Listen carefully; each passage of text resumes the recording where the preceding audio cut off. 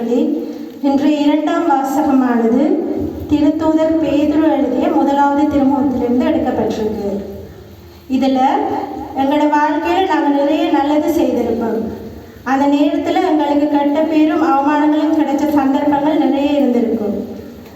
அதில் நாங்கள் எங்களுக்கு கெட்டது செய்தவங்களுக்கு திரும்பி தீமை நினைக்காம நல்லது மட்டுமே செய்யணும் என்ற கருத்தையும், அதோடு எங்களோட வாழ்க்கையில் எவ்வளவு சோதனை வந்தாலும் நம்பிக்கையை மட்டும் விட்டுறாமல் இயேசுவை பின்பற்றி வாழணும் என்ற அழகான கருத்தையும் இந்த வாசகம் எங்களுக்கு எடுத்துரைக்குது. இந்த சிந்தனையோட தொடர்ற 2ஆம் வாசகத்துக்கு செவிமடுப்போம்.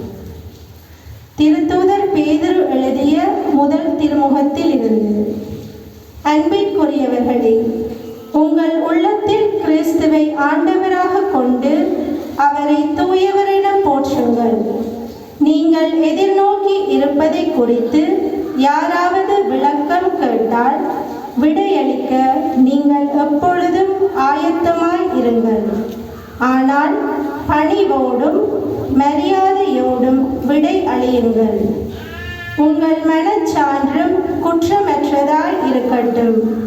அப்பொழுது உங்கள் கிறிஸ்தவ நன்னடத்தை படிக்கின்றவர்கள் உங்களை இழிவாக பேசியதை குறித்து வெட்கப்படுவார்கள். ஏனெனில் தீமை செய்து துன்புறுவதை விட கடவுளுக்கு திருவிழமானால் நன்மை செய்து துன்புறுவதே மேல். கிறிஸ்துவும் உங்கள் பாவங்களின் பொருட்டு ஒரே முறையாக இறந்தார். அவர் உங்களை கடவுளிடம் கொண்டு சேர்க்கவே இறந்தார். நீதியுள்ளவராகிய அவர் நீதியற்றவர்களுக்காக இறந்தார். மனித இயல்போடு இருந்த அவர் இறந்தார். எனினும் ஆவிக்குரிய இயல்பு உடையவராய் உயிர் பெற்றெழுந்தார். ஆண்டவரின் அருள்வாக்கு.